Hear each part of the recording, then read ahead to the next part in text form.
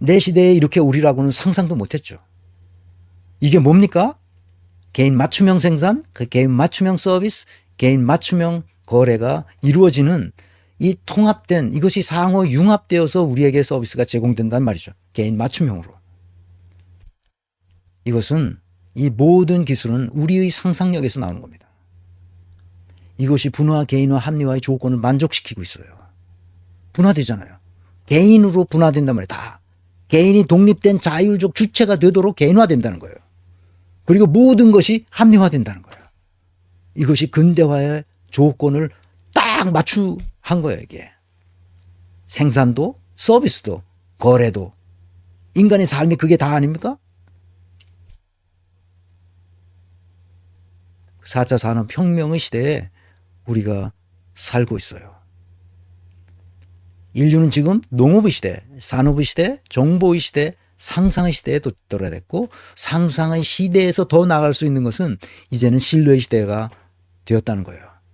서로 신뢰해서 거짓말을 해봤자 소용이 없는 사회가 된 거예요. 명태균에게 노란한 이 또라이들 정치권에 있는 그건 다음 시간이 되면 얘기하려고 합니다. 그 또라이들 명태균과 같이 노란한 사람들 이 사람들은 정치판에서 완전히 퇴출시켜야 됩니다. 다시는 그런 일을 할 수 없도록 그렇게 만들어야 됩니다. 그 신뢰가 붕괴했기 때문에 그런 거예요. 우리는 신뢰할 수 있는 메커니즘을 누구라도 이렇게 명시화할 수 있는 문자의 세계가 있음에도 불구하고 다시 말하면 블록체인 기술에 의한 암호화폐가 우리에게 주어져 있음에도 그것을 선용할 생각을 전혀 못하고 있단 말이에요. 지금 정부가 방해하고 있으니까 나는 이 놈들을 빌어먹을 놈들이라고 말하는 거예요. 문명이 진보할 수 있도록 힘을 써줘야 될 거 아니야. 진성준이.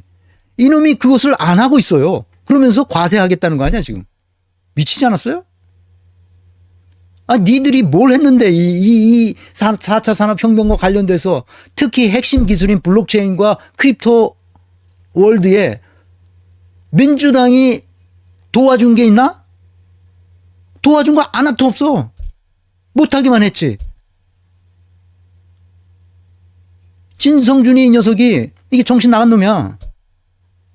뭘 도와줬어야 될 거 아니야? 뭘 할 수 있도록. 그래서 내가 뒤에 얘기하려는 거야. 은성수 이놈이 뭐야? 2021년 4월 23일 날 코인 투기를 경고하고 이건 없애버려야 된다. 이건 잘못된 일이다. 이건 절대로 하면 안 된다. 이런 개소리를 했어요. 은성수가. 21년. 들어보겠습니다. 은성수는 금융위원장으로서 금융 시스템 전체를 사실 총괄하는 거예요. 이 한국은행 총재는 완전히 그 금리로 이 물가를 안정시키는 1차적인 책임이 있지만 금융 시스템 전체를 이것이 은행이든 보험이든 증권이든 또 뭡니까 그 제2금융권까지 다 총괄하는 굉장히 중요한 자리거든요, 이게. 금융위원장이. 근데 그렇게 중요한 자리에 앉은 놈이 헛소리를 하는 거야. 문재인 정부의 은성수 금융위원장을 무슨 개소리를 하는지 다시 한번 봅시다.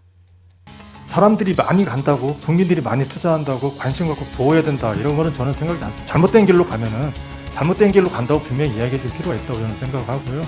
하루에 20%씩 올라가는 자산을 그걸 가지고 보호해주고 해줘야 된다고 하는 것 자체가 오히려 그쪽으로 더 간다고 저는 확신합니다. 네, 은성수 위원장은 가상화폐가 내재된 가치가 없고 화폐로 인정할 수도 없다고 다시 한번 확인했습니다. 또 자본시장법이 적용되는 유가증권과 비교하면서 가상화폐의 공시주체가 누군지 거래액 17조 원이 실체가 있는지 의문이라고 지적했습니다. 실체가 제대로 확인되지도 않았는데 정상적인 투자로 인정해서 정부가 보호할 수 없다는 취지입니다. 정부가 뭐 국민들을 무시하거나 국민들을 내팽개쳤다는 그런 개념이 아니고 정부에서 일관되는 것을 말씀드렸던 거는 이거는 인정할 수 있는 화폐가 아니다는 거 분명히 정부가 일관되게 이야기를 했고 이건 가상자산이고 그다음에 이 부분에서 좀 안 돌았으면 좋겠다는 게 솔직한 심정이고 사람들이 많이 너무 무능해서 어떻게 할 수가 없어요. 이게 2009년에 비트코인이 나온 거거든요. 그럼 2021년이면 벌써 12년이나 지났잖아요. 그러면 그동안에 무슨 일이 어디서 어떻게 벌어졌는지 그것을 연구해 봐야 될 거 아니야. 지가 연구 못 하겠으면 뭐 그 똑똑한 직원들이 있을 거 아니야. 거기다 연구를 시켜가지고 팀을 만들어서 이게 어떻게 되는 거냐. 이 세계적으로 어떤 의미가 있냐 이게. 이걸 알아야 될 거 아니야. 모르는데 떠들어 모르면서. 나는 2016년에 이걸 발견하고 2017년까지 내가 공부를 했어요. 이게 새로운 건데 이게 뭐냐 도대체. 그러니까 나는 이해했어. 근데 2017년서부터 2019년까지 그 어간에 그 크립토 스페이스에서 일하는 그 조그만 그 스타트업이 한 20-30명 되는 스타트업이 나보고 와서 자문해달라고 그래서 자문을 했어요. 그러니까 소프트웨어 엔지니어들도 있고. 그래서 내가 일주일에 한 번 또는 두 번 가서 자문을 해줬어요. 인사조직 차원에서 자문이지. 뭐 20-30명이니까 자문할 것도 없어. 그러니까 나 한 사람 한 사람 다 인터뷰하고 이 사람은 어떻고 하는 거 파악해가지고 이제 거기도 새로 세팅하는 거니까 급여 제도를 어떻게 하고 어떻게 커뮤니케이션 하고 업무 분장을 어떻게 하고 이런 걸 다 그 해주면서 그 자문료를 이제 받으면서 재미나게 일을 했어요. 그러니까 소프트웨어 엔지니어들하고 그 블록체인 기술이 어떻게 작동하는지 내가 알고 싶은 것을 다 알았다고. 그때 내가 이제 이게 새로운 문명을 바꾸겠구나. 그렇게 생각한 거지. 이거는 장난이 아니다. 이것에 관심을 가져야 된다. 그렇게 생각했어요. 그때 내가 자문료 받은 거, 그때 비트코인으로 자문료를 받았어. 그때는 뭐, 비트코인 하나가 100만 원도 안 할 때야. 그러니까 내가 그 사람들 만나면 그냥 재미삼아 나눠주고 그랬다고. 그래서 어떤 사람은 그때 있는 거에 따라서 10만 원도 주고 5만 원도 주고 뭐 그렇게 했어요. 그게 지금은 굉장히 많이 커졌겠죠. 나한테 받은 사람은. 그걸 핸드폰 바꾸면서 막 잊어버렸다고 그러고 어떡하냐고 그러고 나보고 그러는데 뭘 어떻게 해. 지가 잊어버렸으면 할 수 없는 거지. 내가 뭔 얘기를 하려고 그러냐. 이 문재인하고 똑같다는 거야. 은성수. 이놈도. 자기가 뭘 몰라. 그런데 아는 채 해. 보호해 줄 수 없다는 거 아니야. 문재인과 똑같은 놈이야. 자, 그 다음에 박상기 법무부 장관 문재인과 똑같은 놈이야. 한번 들어봅시다. 뭔 얘기를 하는지. 비트코인 등 가상화폐 가치가 큰 등락을 보이는 가운데 박상기 법무부 장관이 가상화폐 거래소를 폐쇄하는 것까지 목표로 하고 있다며 강경한 입장을 밝혔습니다. 박 장관은 오늘 오전 과천 법무부 청사에서 신년 기자 간담회를 열고 가상화폐에 대한 우려가 매우 크다며 거래소를 통한 가상화폐 거래를 금지하는 법안을 준비하고 있다고 밝혔습니다. 이어 현재 가상화폐 가격 급등락이 투기와 비슷한 양상으로 이뤄지고 있고 가치를 기반으로 한 거래도 아니라며 거품이 붕괴하면 개인과 국가가 상당한 손해를 보게 될 우려가 있다고 강조했습니다. 다만 거래소를 폐쇄하는 구체적인 계획에 대해서는 말을 아끼면서 법안을 중심으로 중간에 여러 가지 대책이 마련돼 관련 부처별로 활동이 이뤄지는 형태가 될 것이라고 덧붙였습니다. 너무 무능한 사람이야. 난 이렇게 세상에 무능한 사람이 아무것도 안 해. 그리고 뭐가 문제의 본질인지 파악조차 못해. 개념적 사고력도 없어. 아유, 돌아버리겠어. 똑같이 문재인 같은 사람이야. 이번에는 이재명이 2020년 대선을 앞두고 가상자산 거래소 현장 간담회에서 한 5분인가 그 정도 되는데 한번 들어봅시다. 무슨 얘기를 하느냐. 차원이 달라요. 많은 논란들이 있긴 하지만 새로운 시대가 시작되고 있습니다. 디지털 세상이 열리고 있는 거죠. 저는 이제 그런 상상을 해봤습니다. 우리가 만약에 조선이 구한말에 서양 문물을 좀 빨리 받아들이고 과학기술을 존중하는 그런 분위 문화를 가지고 있었더라면 과연 일본에 복속당하는 그런 일을 겪었을까 그런 생각도 해봤습니다. 제가 근대사 중에서 가장 이제 가슴 아픈 장면으로 기억하는 게 제가 동학혁명군들의 우금치 전투입니다. 2천여 명에 불과한 이제 일본군과 광군에게 2만 7천 명이 넘는 우리 동학혁명군들이 전멸을 당했죠. 그 이유는 사실 이제 기술 문제, 기술 격차였습니다. 총 한 자루 없이 화승총이 이제 최대 무기였던 그 동학혁명군들이 결국 게틀링 기관총으로 무장한 일본군과 관군에게 전멸당하면서 이제 조선이 일본에게 복속당하는 그런 치욕을 겪었습니다. 지금 이제 경제가 이제 실물 경제에서 또 상당 기간의 금융 경제로 넘어갔다가 이제 새롭게 가상 디지털 자산 시장으로 넘어가는 단계인 것 같아요.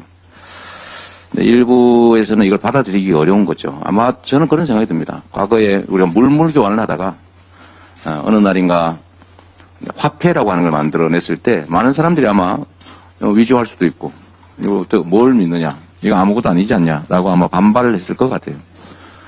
그러나 화폐를 받아들이지 않는 경제와 이제 화폐를 받아들인 경제의 격차는 엄청나게 아마 발전 속도의 차이가 났을 겁니다.